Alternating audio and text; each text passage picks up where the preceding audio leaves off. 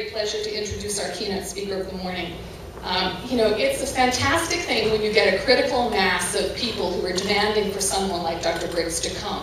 I've been a fan of Dr. Briggs' research, and we've used his research in our work for years, and I know there are many others in the room who have used his research as well. Dr. Xavier de Souza Briggs is an associate professor of sociology and urban planning at MIT. He's an author, commentator, educator, and scholar. He's also an experienced manager and policy advisor. Dr. Briggs served 2 years as the Associate Director of the White House Office of Management and Budget in the Obama administration. At OMB, his portfolio ran the gamut from economic competitiveness to neighborhood revitalization and poverty reduction to financial markets and environmental sustainability. Dr. Briggs teaches and publishes award-winning research on issues of economic opportunity, effective democracy and governance, and racial and ethnic diversity in cities and metropolitan regions. His latest book, which he co-authored with Sue Popkin and John Baring, is Moving to Opportunity, the story of an American experiment to fight ghetto poverty. He is a former faculty member at Harvard and has served as a consultant to the Ford and Rockefeller Foundations. And I'll go off script to say he's an incredibly dynamic speaker, and his work is work that can be applied. His research is not just good ideas, but good ideas for implementation. So we're very fortunate to have him today. Thank you very much, Dr. Briggs.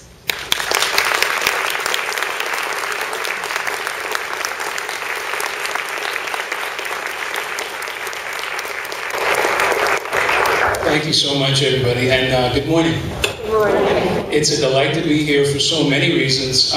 Number one, because I've been able to learn more about Crittenton's terrific work and the way in which it is working to bridge theory and practice, and program delivery, and bold, transformative philanthropy and public policy. And I just think that's so urgent. You know, Beth mentioned that I spent 2+ years in the Obama White House in OMB. It usually felt like a privilege. Some days it felt like a penance, quite frankly. And one of the reasons is that we so desperately need folks who are generating new knowledge that's credible, that's actionable. Public policy does not make itself, obviously, and that's a theme I'll return to in just a moment. But if we don't build it, if we don't show different ways of doing business and of accomplishing real results, we're nowhere. So for all these reasons, it's exciting to be here. At the same time, it is on the early side. I'm not going to bury you with data. Know that in advance. The day is going to be very rich. There are a host of panels, a number of concurrent panels, as you know. And I know a number of them are going to be very data intensive, very sort of information intensive. So I want to begin in a somewhat different place, okay? And I've got 3 images I'll put up before you very briefly. I'll try to frame a couple of big ideas. And then I'll put in front of you a model, essentially one picture that I think encompasses an awful lot of the day, the different types of work that you'll hear about, and offer a suggestion or two on what I think these things mean, what some of the big takeaway implications are. And the good news is not only will it not be that intensive, but I won't give a pop quiz. You can quiz me. We're going to try to take a few questions immediately afterwards. So let's get started. Here we go. The first image is Occupy, of course. When I worked at OMB, I was acutely aware through each very difficult budget season, through working to advance all kinds of different pieces of legislation or other requests, some of them very related to poverty reduction, of what it's like to work at the national level when there's no counterweight, no organized, mobilized counterweight to the idea that poverty is an awful condition, it's a terrible, tragic thing. If only we knew what to do about it, if only something worked, if only government were more functional. And for a period of time, there was too little counterweight. Arguably, we still need more people that are mobilized around this important idea, but Occupy, I do think, is important. Whatever you think about it, it has helped to return the issue of inequality to the national conversation. And I want to make 2 points about that. Number one, I don't just track the sorts of things we're here to talk about today, disrupting the poverty cycle, with the metrics on social conditions, on the state of the world. I also try to keep track of the public conversation and where it is. And if you think about where we were, say, 10 years ago, so long before Occupy, before Obama, and so on, I would argue that there was a significant upside to it, that whatever you thought of, let's say, welfare reform, enacting welfare reform and moving on from it helped us to move the conversation beyond a place where it had been stuck, from my perspective, for a long, long time. And that was on the issue of welfare dependency. And instead, to the issue of poverty, once again, and poverty wages, and some of the things that Beth alluded to. 10 years later, I would argue that Occupy, at least this image I'm putting in front of you, is not principally about poverty. And that's not a criticism of Occupy, by the way. I just think we should be clear on what conversation we're having at any given point in time. Occupy is fundamentally about inequality in wealth and in income, the 99% and the 1%, and what my colleague, Frank Levy, would refer to as the equalizing institutions. The things we do or don't do, the things that we've let erode over decades and decades, that help to create a more equal America. Not in and of itself, though, about poverty. Slightly different focus. So take a look at this next image. This is the familiar ladder, of course. But notice it's a ladder from a particular perspective, from the bottom up. That's enormously important. So this image, to me, is about the centerpiece of today's conversation. It's about economic mobility. It's about attaining a place on the rung and hopefully moving up over the life course, for the sake of your children, over the course of generations, from one place to another. If you're a migrant, for example, looking to move with your human capital and create new social capital, new social connections, and find opportunity. But the perspective, it seems to me, is all important. Because viewed from the top, the ladder is not about opportunity at all, right? It's more of a chute. An opportunity to move down is not an opportunity, it's more of a risk. Which leads me to a third and very different image. This one to me is very much, it's from the bottom up, and it's all about opportunity. And have we, as Beth alluded, and as others have said very eloquently as well, have we sold out? Are a number of the mechanisms that we have in place broken when it comes to ensuring prospects for economic mobility? Here's a third and very sobering image. So on one hand, this is about the foreclosure crisis. That's what the image is meant to capture. The face you see is in particular the face of a householder of color. These are families of color. This was run in a news story in the greater Washington, D.C. metro area, where a number of the suburbs, especially Prince George's County, are much like places I've spent a good deal of time trying to figure out. Places that used to be, where people made it. They made it to the suburbs. When in point of fact, a number of these suburbs turned out to pose significant risks for families that had played by the rules, had been reasonably fortunate in some respects, not to say they hadn't faced a host of barriers. This image, of course, is about loss. It's about tremendous loss. About $7 trillion in wealth was lost in the foreclosure crisis.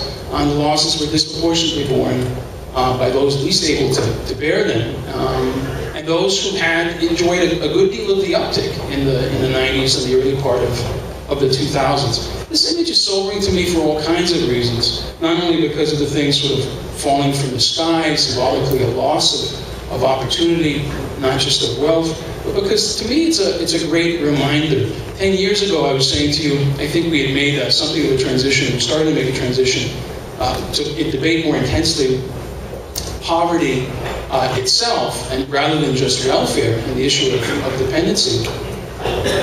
But we were also, it seems to me, losing perspective in a number of different ways. We needed a wider angle lens. About 10 years ago, there was an enormous focus, for example, on asset building. And I think that was a terrific thing, is a terrific thing in all kinds of ways. The work had been done in the 90s on assets for the poor. A lot of it was happening in developing countries. We were working on, and are still working on, individual development accounts and savings and other very important things in this country.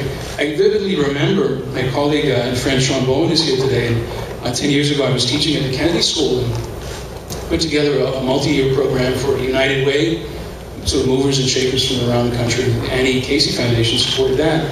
And I saw the role of the program, you know, as a bit of what Beth talked about in her very kind intro, and that is sort of breaching the frame, asking people to think differently and boldly about things. It worried me mightily 10 years ago that so many people that were focused on asset building did not seem to understand asset stripping, did not seem to understand the risk that lay before us. And I was saying to folks, you know, I think it's wonderful that you're running the program that you are. It's comparatively small, nothing wrong with that. Many good things start small, but there is this giant sucking sound. It's called the subprime lending industry. Do you know anything about it? At the time, you know, it was not widely understood. And we raised the conversation. How much of your energy do you want to put into fine-tuning your IDA program? And do you want to allocate just a little bit to figuring out what your state is doing about predatory lending, about the extremely aggressive push marketing that was going on? By the way, in the year 2000, 2001, it was already abundantly clear how much the marketing of subprime and otherwise risky loan products, and they only got worse, as you know, over the next 4 or 5 years, to the point where, as best I can tell, you only had to call up and say, my name is so-and-so, and they'd offer you the loan. They call them no documentation loans. It was already abundantly clear by 2000, 2001, how much the marketing overlapped with areas of African American settlement, low and middle income Latino families, many of them new homeowners, many of them elderly homeowners, and so on. This image to me is a serious, serious warning about how we focus our attention, whether we can pay attention to the whole field, and how we think about risk, not just opportunity. So here are a couple of the, these are the three that I just showed you. This is a way of rendering them. Inequality versus mobility versus something that I think particularly after the foreclosure crisis, you can't afford to ignore or misunderstand. And that is the issue of economic security and resilience. So reducing threats, buffering people from the threats such as they are, helping them recover or bounce back from the threats, that range of things. The inequality conversation, if we're solving for it, is, by the way, I say this as someone who thinks a lot about action at the local level, including the neighborhood level, and so on. A good deal of the inequality problem needs to be a national conversation. It needs to be about what our nation does and what it recommits to. And the stakes, I don't think I have to underscore for you, could not be higher in this next election and what the next presidential term and the next Congress take up. But it's about those big institutions, including, by the way, a fair tax code, a fair federal tax code, as distinct from, let's say, getting the incentives right or helping people make better choices at the micro level, you know, of facing programs and jobs and that kind of thing. Mobility is about restoring rungs of the ladder and figuring out the different pieces that help people to spot the mechanisms or the steps and to actually navigate them, to navigate the path. And I'll put up a model in just a moment that I think captures a good deal of what today is all about. But again, let's not forget this third one. To me, when it comes to security or risk, there is nothing conceptually all that distinct about doing things to reduce violence in inner city neighborhoods on one hand. That's the reduction of threat part. And to take that logic further, to buffer, just to be specific about a group that we focused on a lot in the Moving to Opportunity book, to buffer, let's say, young women from sexual predation, from the threats of sexual violence and things that we know to be traumatic and consequential for the rest of their lives and how they function, whether they can enter their careers, whether they can be moms themselves and caregivers and all those things. There's nothing conceptually distinct between that and, let's say, protecting people from predatory lending. There again, the logic is you reduce the threat as much as possible. You buffer people from the threats such as they are. The market is always going to be a complex place. Financial products in particular will always pose some risk. We try to buffer folks. We try to make their choices as informed as possible and help them bounce back. I think the logic applies almost no matter what we're talking about. The point is we can't lose track of security and resilience simply by focusing on the other pieces. And this, of course, is the how. And it's a very, very distilled, very simplified, forgive me, breakdown of the how, everything from, as I said, the stakes in the national conversation about our tax code, and it's a tricky one, folks. I mean, having worked there as part of the debt limit negotiations last summer, not just the annual budgets, and knowing the way the conversation will be set going ahead about, for example, tax reform and so-called tax expenditures, meaning the deductions, all the different other credits that exist. Do we want to continue to advantage homeownership through the tax code? That's one kind of conversation. What's all important, it seems to me, is the next stage or the next follow-on to that one, just illustrative. If we advantage homeownership, if we choose to do that, and there are reasons we would want to, do we want our tax code to provide benefits to homeowners in ways that are extremely regressive, where the biggest benefits accrue to the people who least need those benefits, to upper and middle income homeowners? Is that the America we aspire to? That's a tax code conversation. That's about this tremendous benefit that's existed for decades and has been treated in Washington in so many ways as a sacred cow. And in some ways it's now up for conversation because of the fiscal crisis.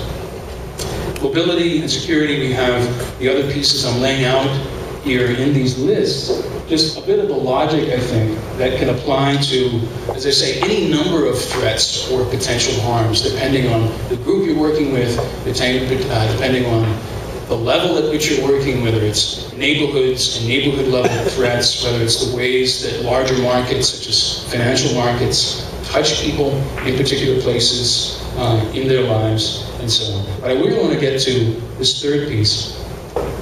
It's a bit of a model, and it outlines, I think, a good deal of what today is all about. I'm going to try to crane my neck around here and point to a couple things.